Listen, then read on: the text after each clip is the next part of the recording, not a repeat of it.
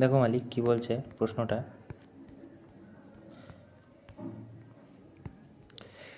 বলছে যে ডিসকাউন্টের একটা প্রশ্ন, প্রফিট অ্যান্ড লসের সাথেই অ্যাটাচড। বলছে যে মার্ক প্রাইস অফ আর্টিকেল 60% বেশি কস্ট প্রাইসের থেকে। তা মার্ক প্রাইস 60% বেশি কস্ট প্রাইসের থেকে, তাহলে কস্ট প্রাইস 100 ধরলে মার্ক প্রাইস 160 হবে।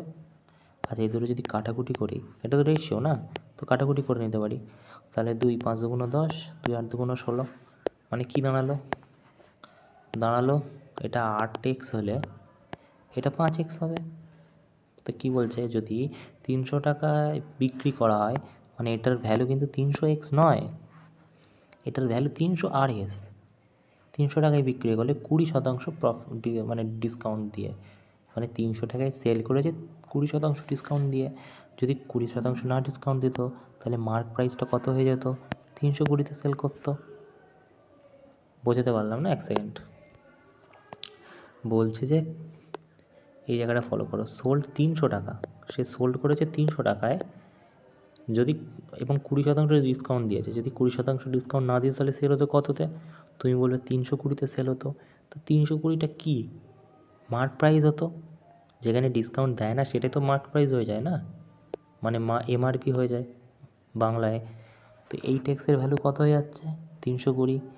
একের ভ্যালু কত হয়ে যাবে, তুমি বলবে যে 8xের ভ্যালু যদি 320, একের ভ্যালু বাই 8, তো এটা কাটাকুটি করলে 40 হবে। খুবই ভালো কথা। তাহলে 50-এর ভ্যালু কত হবে, 200 হয়ে যাবে। ঠিক আছে, তাহলে কি দাঁড়ালো, তাহলে দাঁড়ালো এটা 320 ছিল, লিখে দিলাম। তাহলে কি দাঁড়ালো, বলেছে প্রফিট পার্সেন্টেজ কত। আচ্ছা মানুষটা কিনেছে, একজন মানুষ 200 টাকায় কিনে 100 টাকায় 100 টাকা বেশিতে সেল করেছে, তাহলে 100ই কত, প্রফিট পার্সেন্টেজ আমি এটাই পেয়ে যাব, ইন্টু 100। আচ্ছা এদিকে জায়গা নেই, তো আমি এদিকে লিখে দিই।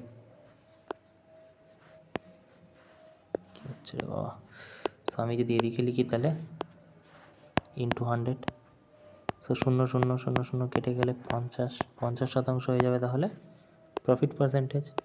সো 50% কোথায় আছে, এই যে। ওকে।